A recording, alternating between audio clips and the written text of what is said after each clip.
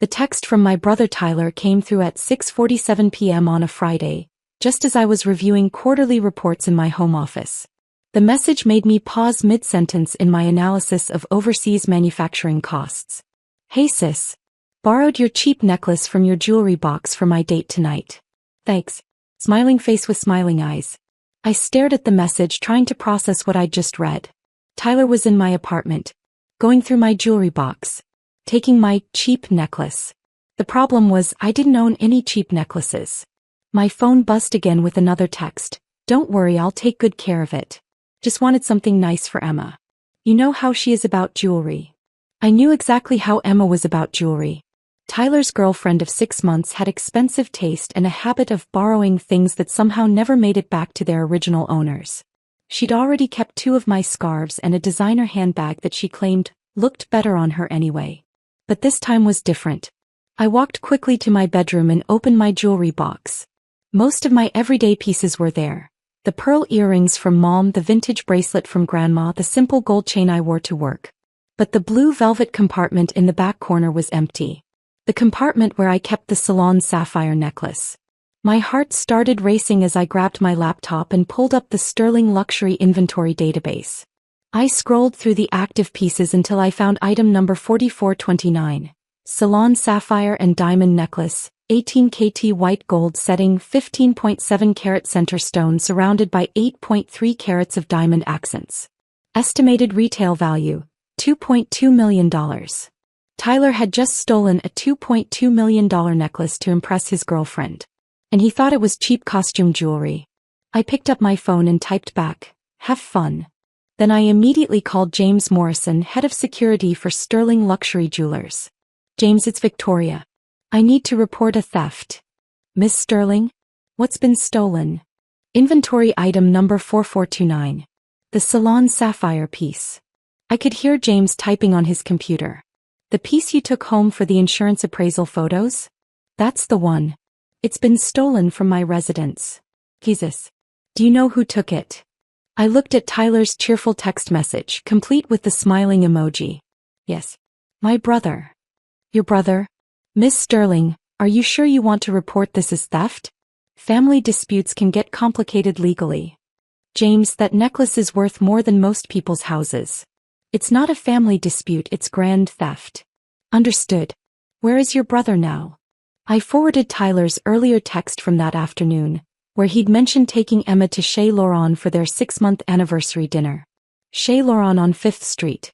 Probably just getting seated for their 7 o'clock reservation. "I'll contact LAPD immediately and have units dispatched to the restaurant. Do you want to press full charges?" I thought about Tyler's text. The casual way he'd taken something from my apartment without asking. The assumption that my jewelry was just cheap costume pieces he could borrow for his dates. "Full charges, James. Treat this exactly like you would any other theft of a $2 million item." "Copy that. I'll call you with updates." I hung up and sat in my home office, surrounded by the quarterly reports and business documents that Tyler had never bothered to ask about. He thought I worked at a jewelry store. He'd never asked which jewelry store or in what capacity, or how I could afford my downtown loft on a retail salary. If he had asked, he might have learned that Sterling Luxury Jewelers was my company. That I'd inherited it from our grandfather when I was 25 and had spent the last 8 years building it into one of the most prestigious jewelry houses on the West Coast. He might have learned that the cheap necklace he'd just stolen was part of our exclusive collection, pieces so valuable they required armed transport and specialized insurance. He might have learned that taking inventory without authorization wasn't borrowing, it was felony theft. My phone rang 20 minutes later. "Miss Sterling, this is Detective Martinez with LAPD. We have your brother in custody." That was fast. Well, it's not every day we get a call about a stolen $2 million necklace.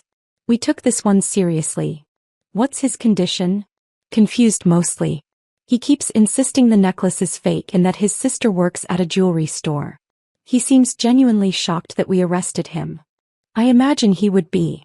"Miss Sterling, I have to ask, did you give your brother permission to take this necklace?" "No. I was at work when he entered my apartment and took it from my jewelry box. I only learned about it when he texted to tell me what he'd done." "And he doesn't know the value of the piece?" Detective, my brother thinks I'm a retail employee living paycheck to paycheck.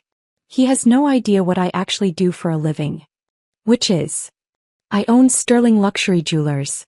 The necklace he took is part of our private collection. There was a pause. You own the company? I inherited it from my grandfather and have been CEO for 8 years. And your brother doesn't know this? My brother has never asked what I do for work, where my money comes from, or how I can afford my lifestyle. He's made assumptions and I've never corrected them. Why not? I looked around my home office at the awards on the walls from industry organizations, the photos of me with celebrity clients, the framed Forbes article about young female entrepreneurs in luxury goods. Because I wanted to see if my family would love me for who I am, not what I own. And the test didn't go well? My brother just stole from me because he assumed I had nothing worth protecting. Detective Martinez was quiet for a moment. Miss Sterling, your brother is asking to speak with you. He's pretty shaken up. I imagine he is. Will you come down to the station? I checked my watch. It was almost 9 o'clock. Tyler and Emma's romantic anniversary dinner had been thoroughly ruined. I'll be there in 30 minutes. The precinct was busy for a Friday night, filled with the usual mix of petty criminals and unfortunate tourists. I found Detective Martinez at his desk, a tired-looking man in his 40s who handled white-collar crime. Miss Sterling? Detective Martinez. He stood and shook my hand. Your brother is in interview room 2. He's been asking for you for the past hour. How's his girlfriend handling this? She's upset. Keeps demanding to know why we're treating this so seriously. Apparently she told other diners at the restaurant that the necklace was fake. Of course she did. The restaurant staff confirmed your brother was wearing a very expensive-looking sapphire necklace. Several patrons took photos when the arrest happened. This is going to make the news. I hadn't considered that angle. Local news. Probably. $2 million necklace theft at upscale restaurant is exactly the kind of story they love. Detective Martinez led me to a small room where Tyler sat at a metal table, still wearing his dress shirt and tie from the interrupted date. His hands were cuffed to the table and he looked smaller somehow, like a kid who'd been caught stealing candy. Victoria. He looked up when I entered. Thank God. Can you please tell them this is all a misunderstanding? I sat down across from him. What kind of misunderstanding, Tyler? The necklace. They're saying it's worth $2 million, which is insane. It's just some costume jewelry you keep in your bedroom. Why did you think it was costume jewelry? Because you work at a jewelry store, Vic. You're not exactly making big money, right? I figured it was just some knockoff piece you got from work. Tyler, what jewelry store do I work at? He looked confused by the question. I don't know. Some local place downtown. You never talk about work. Have you ever asked? Asked what? Asked where I work. Asked what I do. Asked how I can afford a $2,000 a month loft in the Arts District on retail wages. Tyler blinked. I figured you had roommates or something. I don't have roommates. Then how do you afford it? I pulled out my phone and showed him the Sterling Luxury website. The homepage featured a photo of me next to the company logo, with the text, Victoria Sterling, CEO and Creative Director. Tyler stared at the screen. That's you. That's me. You're the CEO? I'm the owner. Grandpa left me the company when he passed away 8 years ago. Tyler's face went white. Grandpa's jewelry store? Sterling Luxury isn't a store, Tyler. It's a luxury jewelry house. We create custom pieces for celebrities, wealthy collectors, and high-end retailers. That necklace you borrowed? It was made for a private client who's considering a purchase. $2 million? $2.2 million, actually. Tyler put his head in his hands. Oh my God. Victoria, I had no idea. Obviously. I thought you were you live so normally. You drive that old Prius, you wear simple clothes, you never seem to have a lot of money. I have plenty of money, Tyler. I just don't feel the need to prove it to everyone around me. Detective Martinez knocked and entered the room. Miss Sterling, I need to discuss the charges with you. What are the options? Given the value of the item, this is felony grand theft. Your brother could be looking at up to 3 years in prison. Tyler's head snapped up. 3 years. For borrowing a necklace. For stealing a $2 million necklace, Detective Martinez corrected. The courts don't care about your family relationship or your intentions. They care about the value of what you took. But I was going to give it back. When? I asked. After the date. Tomorrow morning. Tyler, you took a $2 million necklace to a public restaurant to impress your girlfriend. What if you'd lost it? What if someone had mugged you? What if Emma had decided she wanted to keep it? Tyler's face crumbled as the reality of his situation sank in. Miss Sterling, Detective Martinez continued, as the victim, you have the right to request that we drop the charges. But given the value and the circumstances, the DA might choose to prosecute anyway. I looked at my brother sitting in a police interview room in his date clothes, finally understanding the magnitude of what he'd done. I need to think about it. Victoria, please, Tyler said desperately. I'm sorry. I'm so sorry. I had no idea. Tyler, in 8 years, you've never once asked me about my work, my finances, or my life. You've made assumptions about everything. I know. I was wrong. You broke into my apartment. I have a key. A key for emergencies. And you took something without permission. I thought it was just costume jewelry. You thought it was okay to take my things without asking because you assumed they weren't valuable enough to matter. Tyler was quiet. What does that say about how much you respect me, Tyler? I don't know. Detective Martinez stepped outside to give us privacy, and I studied my brother's face. For the first time in years, he was really looking at me, not through me or past me, but actually seeing me. Tyler, what do you think I do all day? I guess I thought you worked behind a counter, selling jewelry to customers. I run a company with 47 employees. I design custom pieces for A-list celebrities. I manage relationships with suppliers in 12 countries. I oversee a production facility, a showroom, and 3 retail partnerships. I didn't know. Because you didn't ask.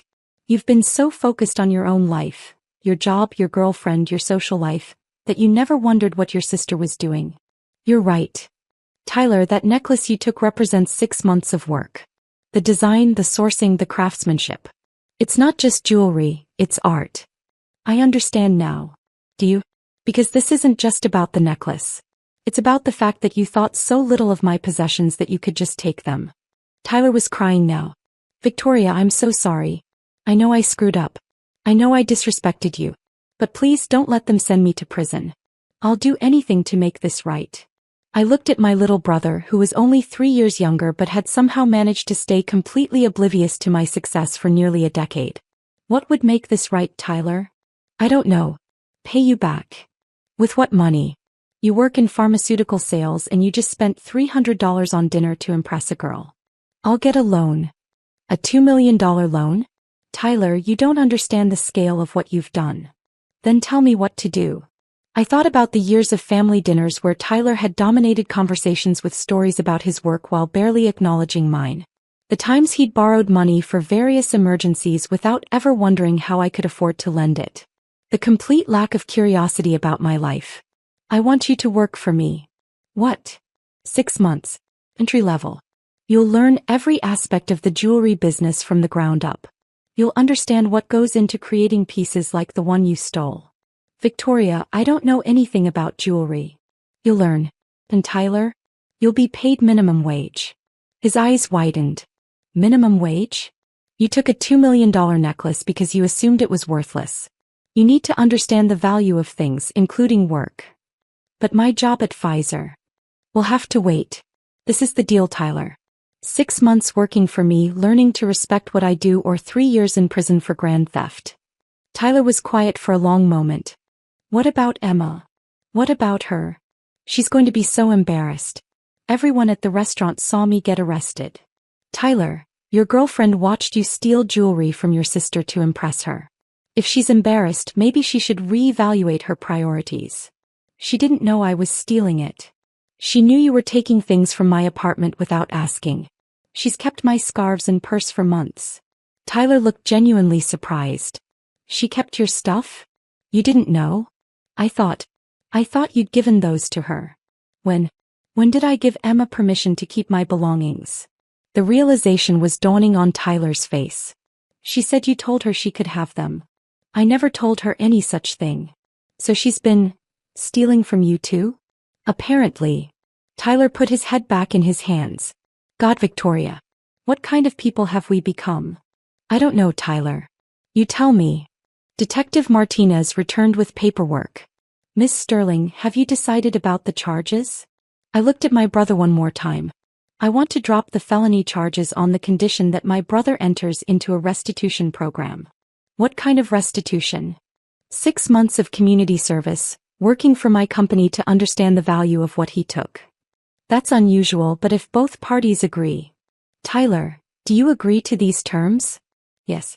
Absolutely yes. And you'll return Emma's borrowed items to me? Tonight. As soon as I get out of here. Detective Martinez started preparing the paperwork. Mr. Sterling, you're lucky to have a sister who's willing to work with you on this. I know. 2 hours later we left the police station together. Tyler had been officially released into my custody, and the necklace was safely returned to Sterling Luxury's secure storage. Victoria, Tyler said as we walked to my car, I need to ask you something. What? Are you really worth millions of dollars? I pulled up my phone and showed him the most recent Forbes article about Sterling Luxury's growth. The company's valued at about $60 million. My personal net worth is around $40 million. $40 million. Give or take. Tyler stopped walking. And I've been borrowing $20 from you for gas money. You have. I'm such an idiot. You're not an idiot, Tyler. You're just self-absorbed. There's a difference. We drove in silence for several minutes before Tyler spoke again. What's my job going to be? You'll start in the workshop learning how jewelry is made. Then you'll move to inventory management, client services, and eventually sales. By the end of 6 months, you'll understand every aspect of the business. And then you'll have learned to respect what other people do for a living. Including your sister. Victoria. Yeah. I'm really sorry. Not just for taking the necklace, but for never seeing you. For never asking about your life or caring about your success. I know. How do you know? Because you're here, Tyler. You could have called Dad to bail you out or hired a lawyer or blamed me for overreacting.